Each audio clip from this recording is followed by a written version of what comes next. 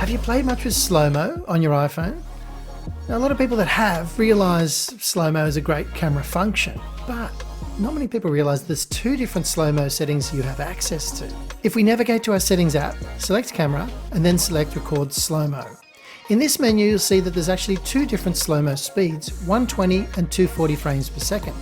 To compare, this is what normal video capture looks like, and this is what the same video captured at 120 frames per second slow-mo looks like. At 240 frames per second, action is slowed down 800%, and you can really see every movement in detail.